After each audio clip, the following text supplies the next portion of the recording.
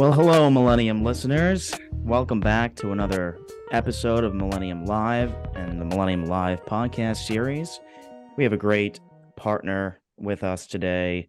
We're going to be talking with Tim Conley. He is the founder of Galileo, and we're going to be talking about painless infrastructure visibility and all the great work that Galileo has to offer. So, Tim, I can't wait for this conversation with you today. Welcome to the podcast. Yeah, thanks, Connor. Very nice to meet you. Yeah, great to meet you too. And I want to dive right in here. You have a extensive background in IT and the IT space and in this industry. So, could you provide our audience just a little bit about yourself and perhaps what drew you to starting a company like Galileo? Yeah, Connor. So I'm Tim Conley, principal of the ATS Group and Galileo. So I was a customer way back in the day, much like everybody getting started. Then I joined IBM for a few years to get out in the consulting world. And then me and my partner started ATS Group back in 2001. During that journey, we developed a SaaS offering called Galileo, which we're here to talk about today. And for several reasons we'll talk about in the next 20, 30 minutes. That's pretty much the history. That's awesome. So, diving into Galileo, I know you started the company in 2007, and you every day it seems like there's a pressure on IT teams to keep the systems running efficiently and to fuel that business growth. So, I'm just curious, since 2007, what critical changes have you seen in this performance, capacity, configuration monitoring landscape? Sure. So I certainly want to date myself, right? But going way back into the late '90s, early 2000s, back in those days, it was these large, monolithic, expensive solutions around monitoring. Multi-million dollar solutions. It would take several headcount. A decent amount of infrastructure, compute, storage, backup. A team to manage it. It was just that's the way it was back in the day. Probably a lot of that spawned off the mainframe into open systems, but it was just really hard for customers to really get into the game of properly monitoring their infrastructures without those tool sets. And like I said, the barrier to entry was these extreme price points, and then months and years to actually get any value from it. So, what challenges now are large, complex data centers? What challenges are they facing today that you're seeing? Yeah, so the need for these monitoring tools still resonates even more today because things are much more complex as cloud and hybrid cloud have come to the marketplace in reality. Many customers are thinking about us, many customers are doing it. So the need has not changed, right? So a lot of the challenges for on-prem are your efficiencies with your infrastructure. That hasn't changed in 20 years, right? So I have all this infrastructure around my environment, which could be compute, storage, network, backups, the whole nine yards, application. How do I make that as efficient as possible? And you'll hear 80/20 throughout this thing a little bit, right? Is I don't have to go and waste 10,000 hours of my compute, not my compute time, but my personnel time to go get every little nook and cranny. That's not possible, nor should you be even doing it, right? Take care of the top 10, top 20% of your environment, and that'll go a long ways in being able to be more efficient with your organization. But without tool sets to see, you're really left, guessing and spending times, a lot of times going down rat holes that don't exist or are a waste of time anyway. Right. Well, you're mentioning a couple of things here that's interesting. Talking about this, the on-prem, and cloud infrastructure that's getting, pretty complex. And you're mentioning this price point that's kind of shocking some enterprises in terms of price and the cost of cloud. Why is this? Why is it perhaps expensive? And what do you think the reason for this is? Again, it's about data and the marketplace. At least let's go back a couple years when cloud was just coming out, right? It was a panacea to everybody. Oh my God, move the cloud is so much easier, so much less expensive, and it sounds right, right? I don't have to have all this infrastructure. I can just move to the cloud and use what I need. Well, that just really, for the most part, has not come to fruition. A lot of times it's folks don't know what it will cost. So they may have already made a decision. Hey, I'm going to the cloud. And I have an example for you in a few minutes here, but they made the decision to go to the cloud. They have no clue what it's going to cost them, and they simply go. And not only that is once you go, you still don't have a tool set like AWS, Azure, two of the bigger players. They don't have tool sets per se to help you understand. If you try to look at a bill from either of the companies, because our whole Galileo platform is in AWS. We moved there in about 3 years ago, right? So I did the analysis myself with my team. But one thing I failed to do, which companies are doing today, is I didn't look at the human time it was going to actually cost me to go to the cloud, right? I said, hey, my on-prem refresh is going to cost me 25 grand a month. Oh my gosh, the cloud's only going to cost me 18 grand a month. Look at that over 3 years, you're like, heck, that's a pretty good deal. But I didn't, as the industry was maturing, I didn't realize the human cost. And it was going to cost me it actually cost me over $1 million in human cost to get my actual application to the cloud. Again, that's just one of 3 or 4 or 5 components that you need to know about. And most customers, don't know that as they start their journey. That's why, we call it know before you go. That's one of the things that, us and other products out there are able to do is help you understand, even give you an idea. Is it this big or is it that big? Just so you know, like if it's 10 grand a month, hey, I can do it. If it's 200 grand a month, geez, I can't Yeah. do that. Doesn't make business sense, right? That's pretty easy to do up front with the right tool sets.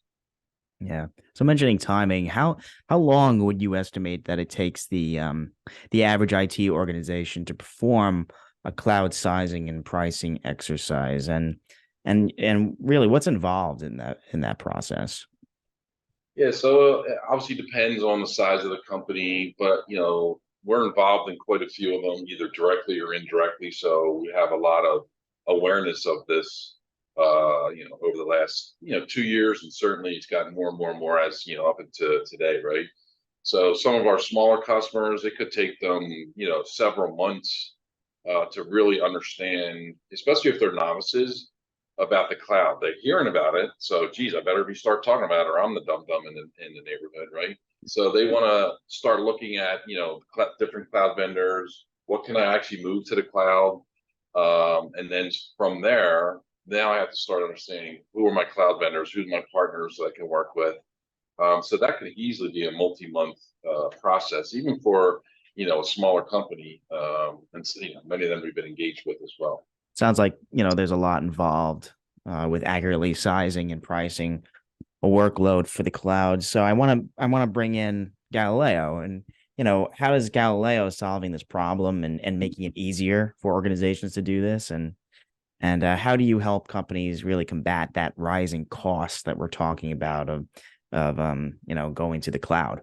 Great question. So I've already said it once, but we love our tagline: "Know before you go." So how do you make any business decision about, hey, do I want to refresh my on-prem compute, my storage, my application? Do I want to switch from DB2 to Oracle or to SQL? How do you figure out if I can do that? Right. It's all about cost of the products themselves and the time for your personnel to do it. And can your business, one, afford it, and two, do they have enough time to wait for that particular outcome, right? So, you have to know something before you make a decision. We had one customer that had a budget, I think it was 80 grand a month to move to the cloud. So they went to Azure, 392 instances. I think they moved 2 or 3 of their applications to the cloud. And guess what? Within 2 or 3 or 4 months, their bill was 142 grand a month. Now they're an existing Galileo customer for on-prem, and they love it, but they didn't think about using us or using Galileo for their understanding of the cloud. So they're like, oh my God, this is unbelievable. So we say, hey, just load all your Azure instances in the Galileo. Takes, a day or two, no big deal. And we're able to show them that of the $142,000 a month, they could actually save 70 grand a month, for however many years they're going to be there, right?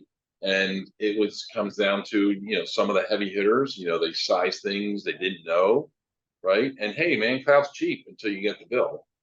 And then sometimes that bill is so chaotic, it's really hard to understand what's actually costing me 142,000 bucks a month. It's not just these compute, there's network, there's egress charges, or a whole slew of things, and they don't make it easy for you to understand that. which, hey, if you can get away with, that's great, right? So Yeah. being able to right size, help our customers right size those opportunities, like we did that one particular customer, to be able to take their bill literally within a month or two, down to 70 grand, which is a little bit cheaper than what their budget was. So they were ecstatic about it. But again, they didn't know there was tool sets out there to look, because it literally is a brave new world for a lot of our customers. I mean, those are really big numbers.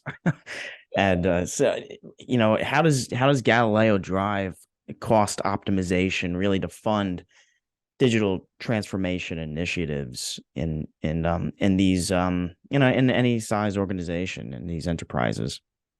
This is where I'll hit the 80/20 rule, right? So if you have 1,000 compute instances and you want to move maybe 500 of them to the cloud, right?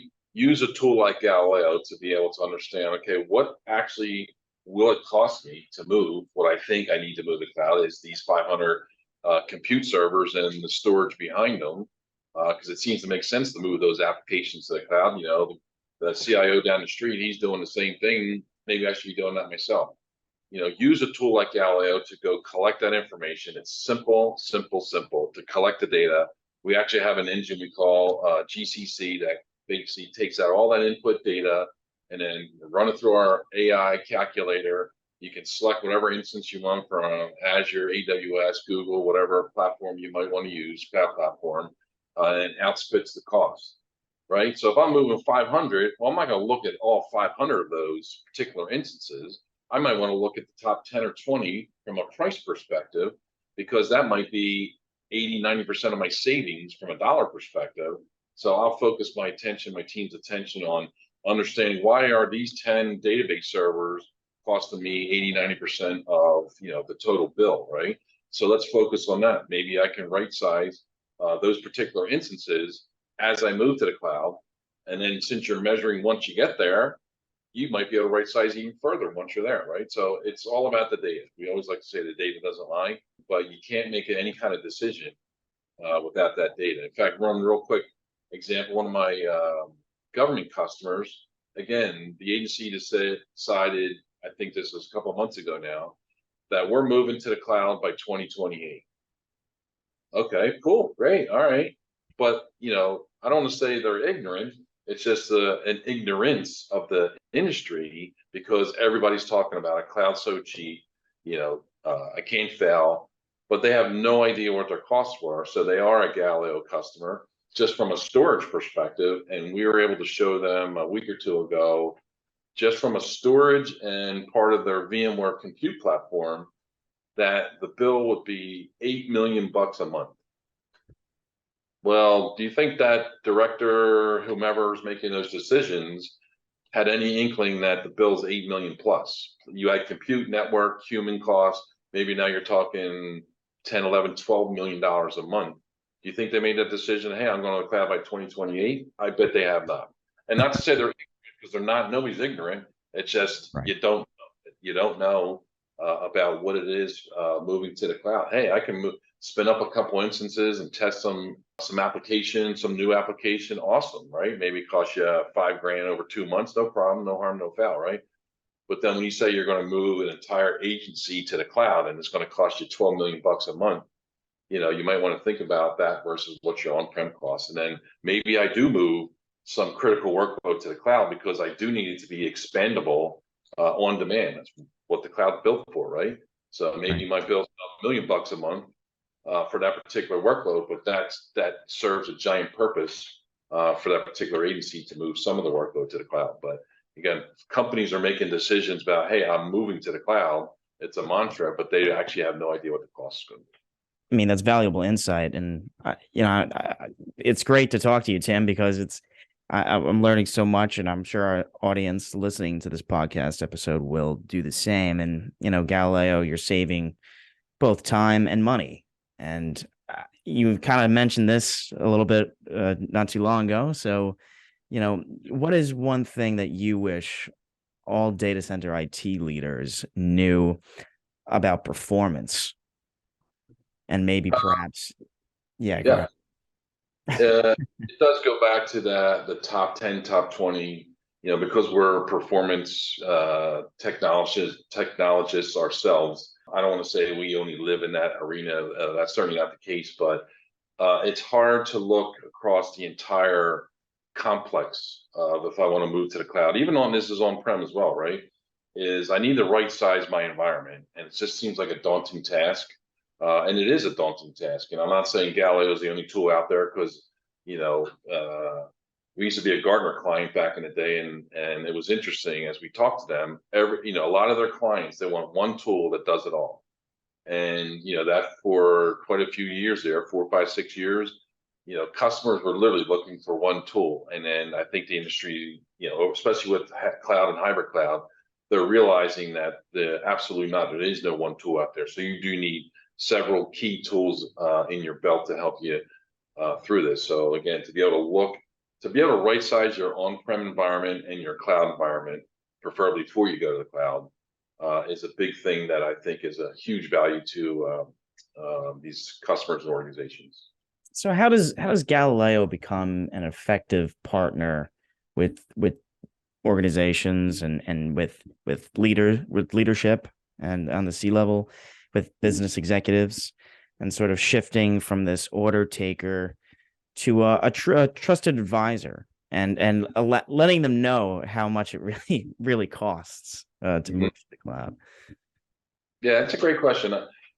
We've been fortunate to be trusted advisors with our customers, right? Because we're more of a technology firm, services organizations, and then we created Galileo for ourselves back in 2007, as you mentioned, for the sole reason of we didn't have the data, and if we'd ask a customer for the data, they get deer in the headlights, like, "What are you talking about? I don't know about that," or, "Oh yeah, let me go get it for you. Oh my God, stopped collecting 3 months ago," right? So not to be, I like to joke around a lot, but the data doesn't lie. If you don't have the data, you can't do anything, right? So having the data is really, really critical to make any kind of decisions, whether it's at the low level or certainly at the global enterprise level. And then with cloud coming on board, it's even more important to have that data in front of you. A lot of customers, personnel within customers, they become instantly smarter when you have data at your fingertips to be able to look at and trending. If I want to be able to look over trend, okay, hey, I'm going to grow 300% in 3 years. If that's legitimate, then guess what? The CIO, the CFOs, they'll throw money at that because they know it's not like, well, let me stick my thumb up to the air and see which way is the wind blowing, right? But if I see I'm growing 300% in my data, my compute, or whatever it may be, right? It is what it is. The data doesn't lie. And, we also like to say math matters, right? So again, we find it, much more easier for a customer to progress their infrastructure, their cloud adoptions, when they have the accurate data at their hands, because then the CFO procurement departments are more applicable to move forward solutions that'll help the business because it's right there in front of them, right? It's a much easier sell internally within an organization to understand, hey, if I right size my on-prem infrastructure and I got to spend $2 million to do it, but I'm going to save $5 million at the end of the day, who doesn't want to do that, right? Same thing with the cloud. I don't want to say it again, but I will anyway. Know before you go, right? How much it's going to cost me? I might not make that decision to go to cloud and waste money because it's more expensive than staying on-prem, or I can slice and dice up my on-prem and move a little bit to the cloud where it makes sense. And just, folks have to understand, having that data at your fingertips is really critical to make your, positive business and IT decisions.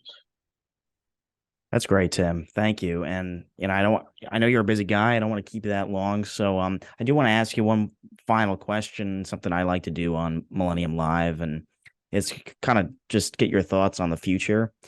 And this is really the future, and cloud and honestly, some of the great work that Galileo has been doing.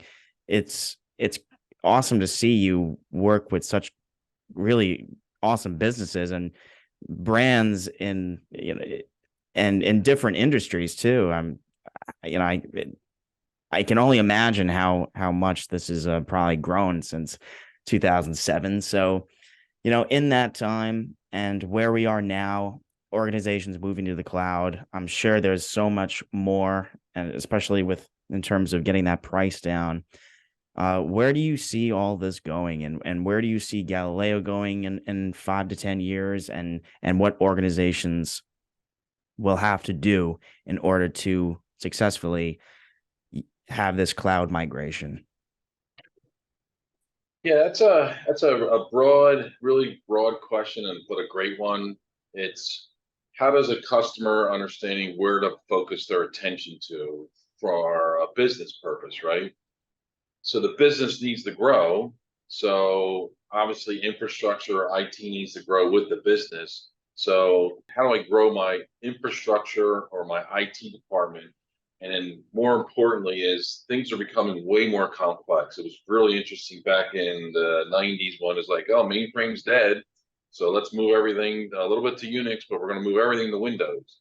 And what you have? You had just a bunch of rabbit spread of, I had 10 Windows servers, now I have 1,000. Well, it's a lot harder to manage 1,000 Windows servers than it is one or two mainframes, right? And the mainframe's still around, right? So it's things are becoming really complex in the environment today, especially with cloud. It's just, focus on the key things that are really going to cost you money, and where my savings can be gained from. So you can actually make these transitions to the cloud, and I don't want to say survive that journey, but to do it the right and best way for your business. It certainly is a journey. So, Tim, Conley, thank you so much for joining the podcast today. It's great to have you on Millennium Live. You have so much experience in the IT world, and I can't wait to hear more in the future. So, look forward to meeting you maybe at the event, at the assembly coming up, and take care. We'll speak soon. Sounds good, Connor. Thanks very much.